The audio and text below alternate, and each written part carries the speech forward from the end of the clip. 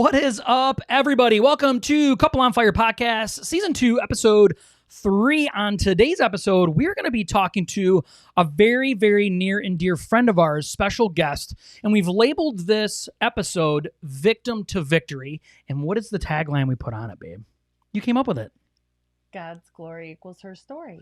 God's glory, her story. And that's coming up Right now.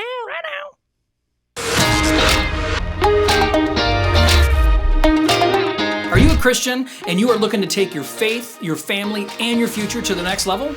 Then this is the channel for you.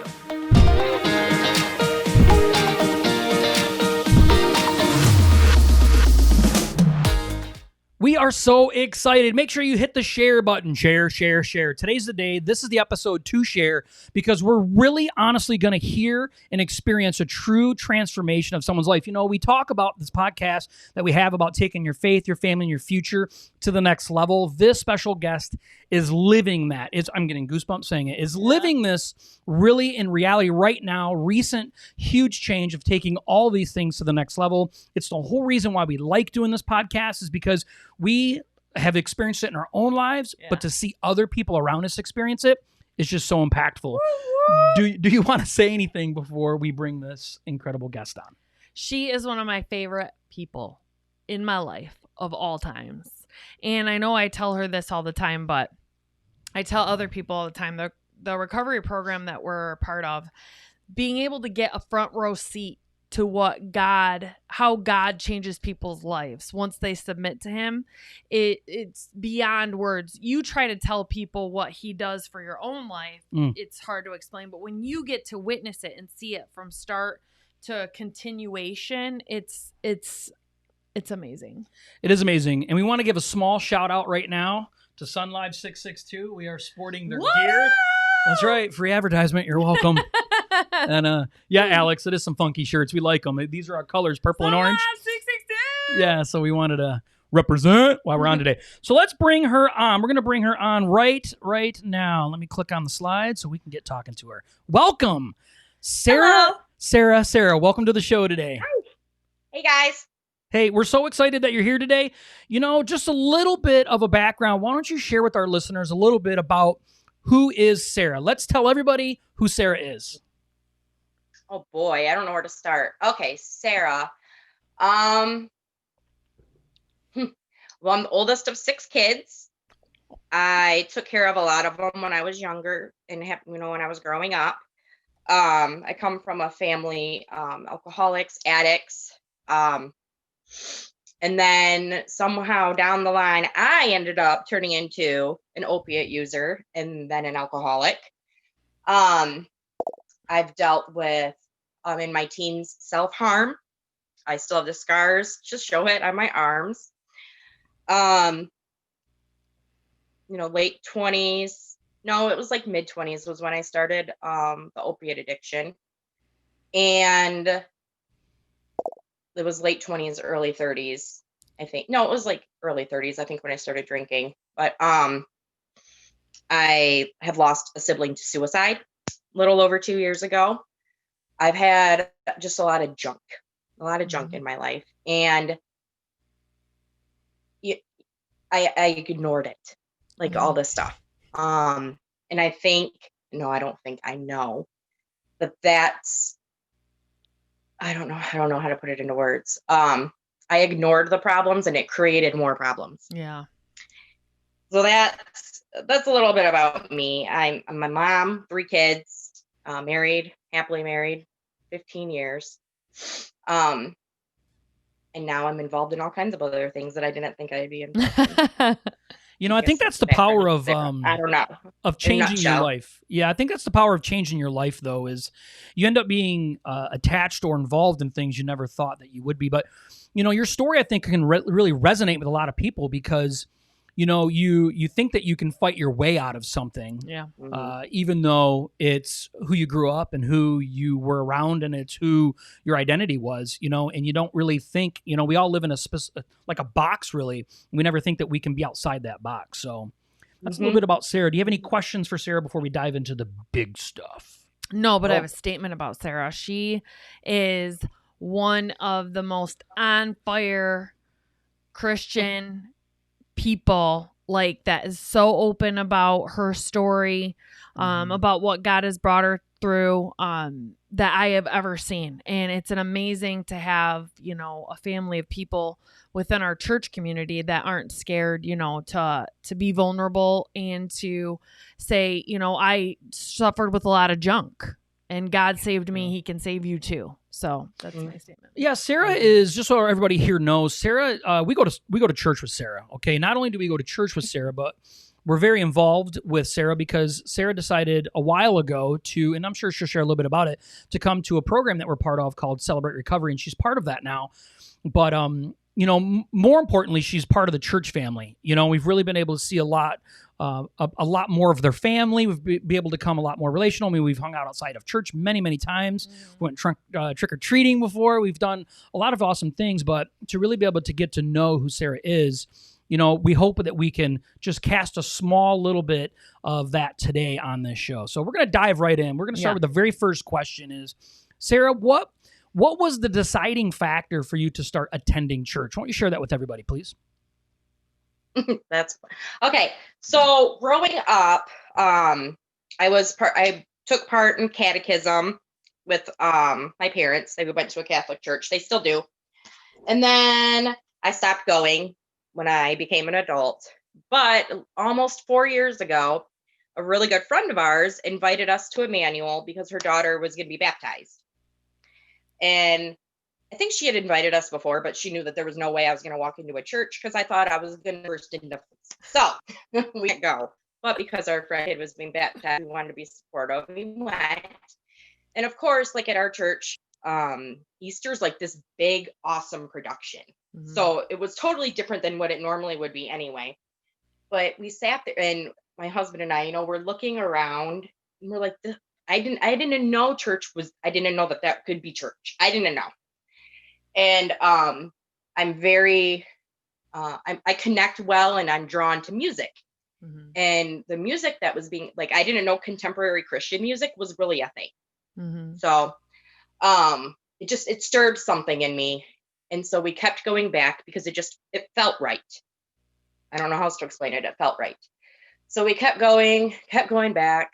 And it was probably maybe like 3 or 4 months after that baptism when we said, like, we're staying, we're not going anywhere. Yeah. So that's pretty much how we started going to church. It was just an invite that turned into a literal life change. So you were actively using alcohol, drugs. You were actively doing it at the time, correct? So share with everybody a little bit about how that confliction, though, with you, like what made you still want to keep coming back? I mean, a lot of times people, when they're actively in that dark place, they want to stay far away from church. Like, what is it that you felt was drawing you back, even though you were in that place? I was still actively using. And in fact, I would even drink in the mornings before coming to church, and I would still go. And I think it was just like, at this point, I know, like, it was literally God stirring inside my heart, drawing me back. Like, there was a reason, like, there's always a reason for everything, but we kept going back. He was already working in me, and I just didn't know it. Yeah. Like, that's how I feel. He was already, he's like, come on, child, come on. Like, keep coming, keep listening. And I mean, I started at first I didn't do much, and then I started taking notes, and then I downloaded the Bible app because I didn't even have a Bible, you know. I shouldn't say that because the church does tell you that if you don't have one, take one from the pew in front of you. So I ended up taking one home. But it was just something in my heart that made me keep going back. The kids program, because we have the 3 kids. So kids all getting involved. They were making friends. And I don't, because I was still actually using, like, I feel like that it pushed me away or made me want to run away. I think that's the reason why I kept wanting to go back, because I knew deep down that was the solution to my problem. Mm-hmm. I just didn't want to admit that yet. So why don't you share with everybody then about that time? Like, what is it? How long were you going and coming before you really decided to make the change? Like, was there a time when you did decide that you didn't actually make the change? I mean, walk everybody through that. So it was about 4 years ago. Like this upcoming Easter will be 4 years. So we were coming and we're coming every day. And I kept seeing like all these advertised like bulletins and all these things. And for something called Celebrate Recovery. And it's funny because I'm like, I have a problem. Even though I wasn't saying that out loud yet, I knew. And so I'm seeing this and I'm thinking, what is this program? Like Celebrate Recovery. I'm like, whatever it is, I know I probably need it. But me being prideful and that's the only way to explain it. I ignored it. Probably for a solid year or so, or almost a year, I didn't. And then it was just there was no like this big like aha moment. It was just one day. I told my husband, it was on a Friday night. I said, I'm going to the church to this Celebrate Recovery thing. And he's looked at me like, are you sure? I'm like, yeah, I'm going. And so I reached out to you guys. I'm like, I don't know what this is, like, but I'm brand new and I'm terrified, you know? But then I came and again, there's this stirring in my soul and like this feels right. It's scary, but it feels right. But I was still, I came week after week after week, and it was still about another year goes by of actively coming to this program before I finally quit drinking. And that,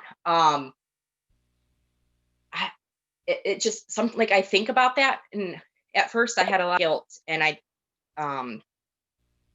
not resentment maybe towards myself for waiting that long. But I feel like that's part of the whole story. I'm like, because there's so many other people out there who are just like me and they need to know that they're still loved and that they can still come, please come, even when you're still struggling. Because that whole year, even though I still hadn't put the bottle down, I was still learning and I'm still building relationships and building trust with others. And all of that connects into the recovery that I've had.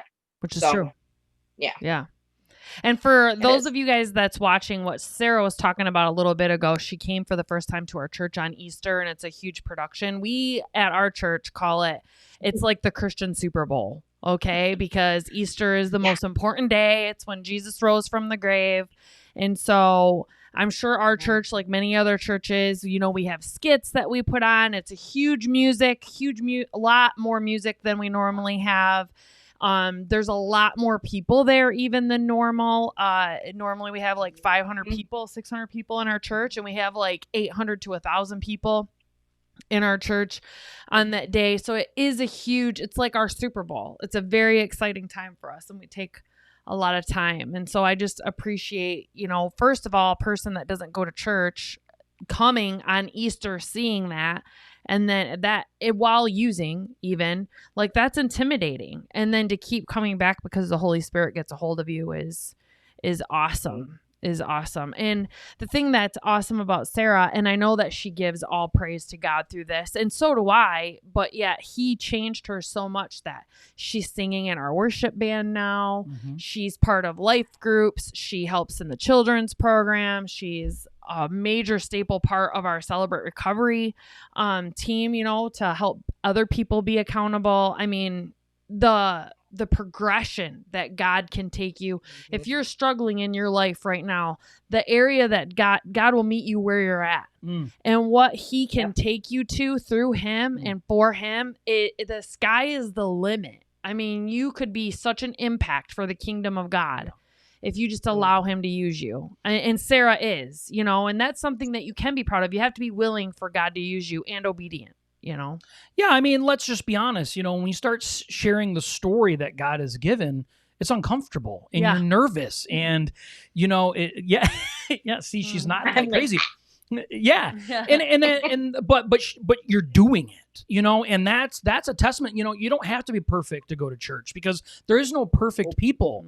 The relationship with Jesus is the most important thing. And God knows that none of us are perfect. So he calls upon the imperfect to bring them in to help them along their journey. So one day when we really get to know him, when we do move on from this world, we have an amazing place to go sit next to him, in heaven. But, we can't, we're fishing with no bait if we're not willing to share what God has done in our life, you know? Mhm. So, you know, we really appreciate, you know, you diving in and really being vulnerable, sharing this, because it's hard, you know, to sit and say that I went to church and I was intoxicated or on drugs, you know. Yeah. It's hard Yeah. to say that. And then to say that I went to a recovery program and I still decided to drink and use for an entire year.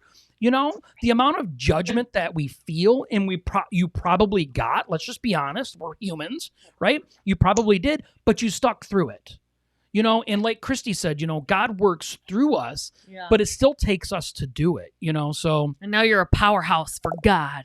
and you are, I love and it. and that's a hard thing to do, you know, and Yeah. it's not about you, but God is using you, so it is about us stepping up and being a force for him, you know. So Yeah. how today, because let's be honest, not every day is an easy day, Sarah, right?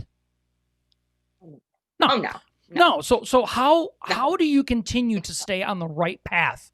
And I don't mean righteous. I mean the right path each and every day. What is it that you do to keep motivated and inspired to continue to keep doing what God's asking you to do? Yep. So every morning when I wake up, for me, it's really important to spend time with God, like first and foremost. Mhm. It's like I literally just lay in bed and I pray, and I have conversations with God like he's my best friend and he's sitting right here. So Yeah. I don't even think of it really as, I mean, it's prayer, but it's more like a conversation. And I always ask him, you know, to continue working. I'm going to cry. Continue working in my heart. Show me the areas that I need to still work on. Show me people who need you. Mm. Show me people who I can help. Because these things are the things that do keep me motivated. I feel like I can't do all of these things if I'm drunk all day, or if I'm feeling like the angriness and bitterness in my heart. My heart's not going to be open to what he's trying to show me and who he's trying to show me, because there's an entire world out there of people who are just like me, Mhm. who have no relationship with him whatsoever. And to stay motivated, I don't focus on me. That might sound crazy. I don't focus on me. I don't really focus on, you don't drink today, Sarah. At first I did, because it was really tough, like really tough.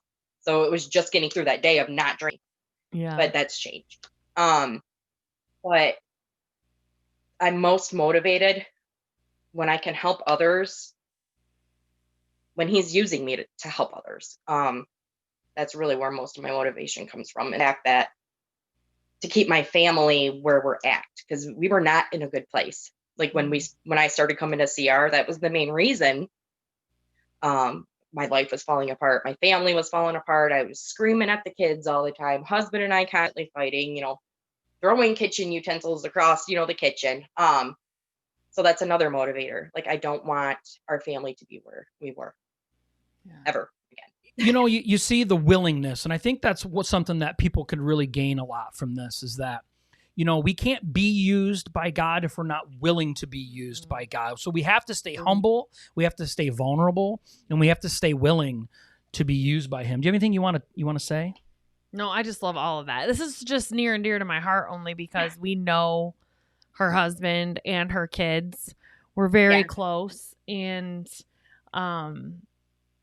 it's awesome. I mean, the impact that you have had, the change that God has had in your life now, you know, your husband is more involved now, and you can see that you guys are happier, but your kids are, I mean, just going around. You constantly are posting on Facebook, them just walking around singing Christian praise songs, and it just the impact of you being willing to allow God to use you. Now the impact that's going to have on your children, you don't know what impact they're going to have on the world for God because of the change that you've allowed him to make in your life. You don't know until you allow him to come into your heart, you know, and it's a personal relationship with God. I'm going to cry about it only because God, see, now I am. just because God is amazing and people won't know it until they let him in. Vulnerability, True. though, I think is the key to this.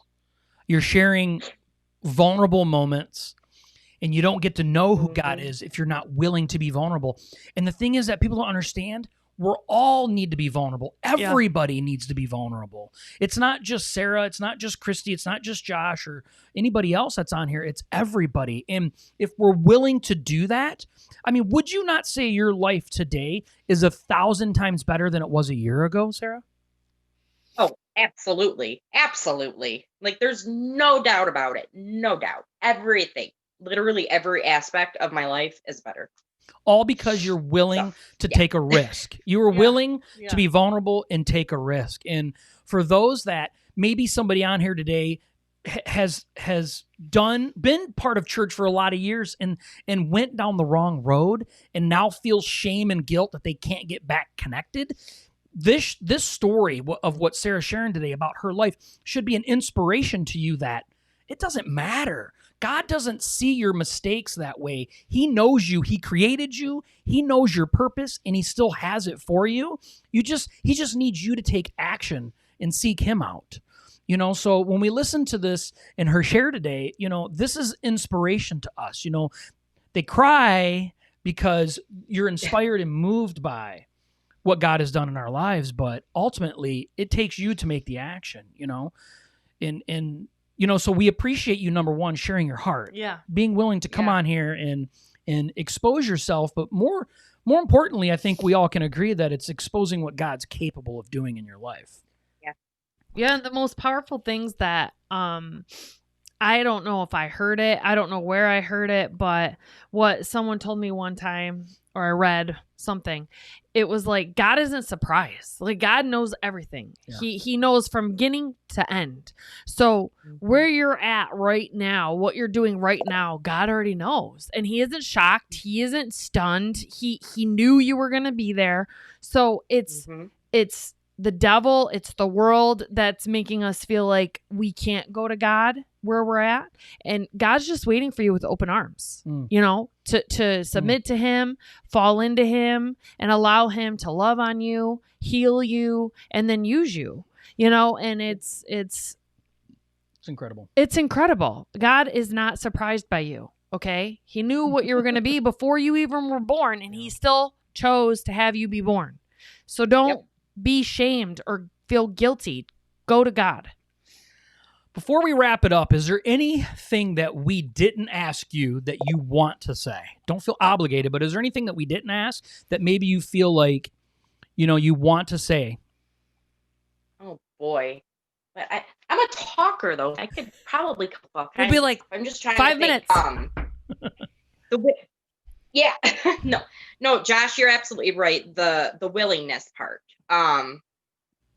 You have to be willing to let God use you. And for me, the very in all the recovery things that I've read and I've seen, it's always, admitting you have a problem is the first step. And I feel that.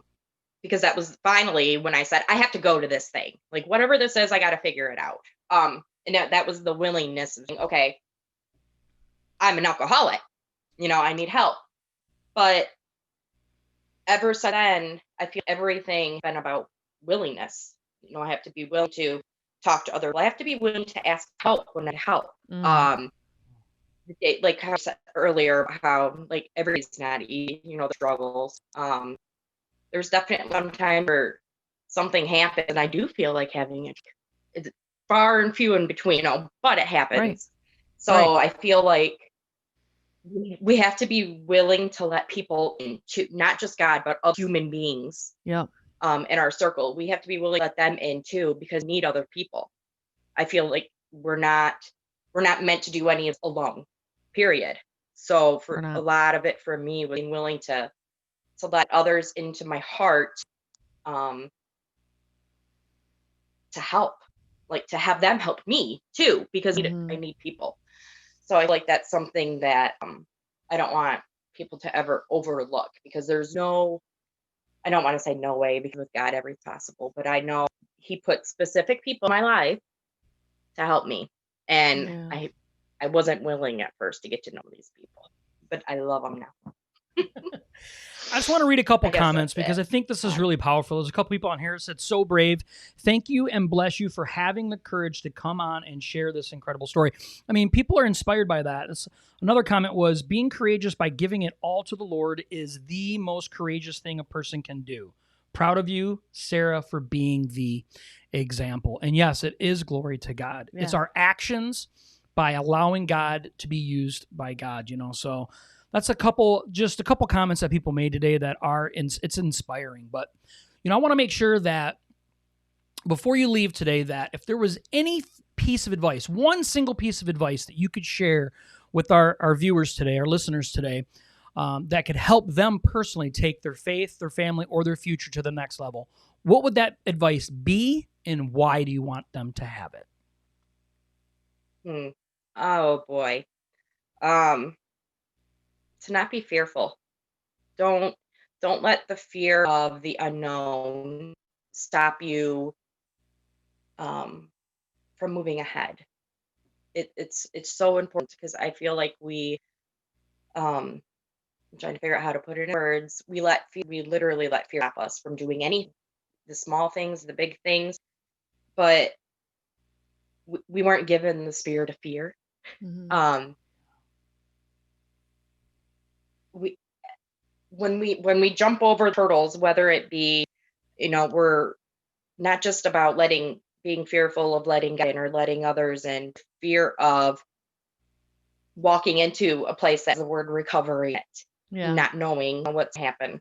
Let go of the fear of, can I do this? Or the fear of, what is my life going to look like? One of my fears was, am I ever going to have fun again? How do I have fun without alcohol? That was a legitimate fear of mine. Yeah. Mine too. And I had to let that fear go. But there's, for me, so many things in my life boil down to fear. Even today, talking to you guys, fear. But jump over that hurdle, and who knows how God can use me and use this, use you, and who knows who's watching who has struggled or struggling with anything. It doesn't have to be the same things that I've struggled. We all have something going on. Right. But we let fear stop us changing that. So we can't, I feel like to take your faith, family, future to the next level, we have to let go of the fear. Yeah. And it's literally the let go and let. I always hated when people told me that. It's true. And I love it. Yeah. Yeah, I heard something a while ago. It said, kick fear in the face, and I think, it's like this walk with God kind of teaches you some new type of jujitsu where you can learn how to really kick fear in the face. That once we move beyond ourselves and start focusing on something greater than ourselves, which is our relationship with God, that fear is real, but it's now it's possible to overcome. So, we really want to thank you for sharing that. We want to thank you for sharing your heart. Thank you for sharing your story. Thank you for being vulnerable. But most importantly, thank you for allowing God to use you. It's going to impact more people than what's going to watch this today, because we actually are lucky enough to be able to see it in person. So, Sarah, we love you, and we thank you for being on today. We do love you. Yeah. Love you too. Thanks. All right, guys, that's our episode for today. We really want to thank you for being here. It's really important for us to share other people's stories. We live in a world right now where uncertainty is at the top of the list, especially with everything going on, not with just COVID, but politics and everything else in between. We need to hear hope. We need to hear how God is working in people's lives, in real lives. So we're really glad that you made it this far, if you did, and we're really glad that you did. If you watch this as a replay, do us a favor and comment below and say replay, so we know that you were on here and that you had an opportunity to hear Sarah's story. And my beautiful wife, do you have anything you want to add today? No, I mean, I always do, but nothing major. I just really want to know, I've already said this, that God can do miraculous things, in your life. And it's very, very important he's the most important thing in the world, most important person in the world. And he created you, and he's just waiting for you to come to him. Nothing else matters ever. And you get such clarity.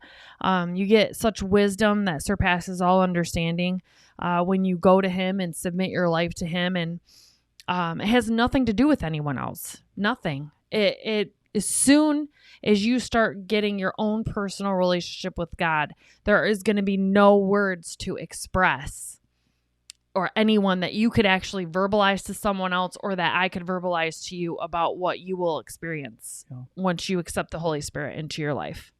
So true. Well said. We want to thank you guys for being here. And we'll see you guys next week. Next week. Bye. Bye.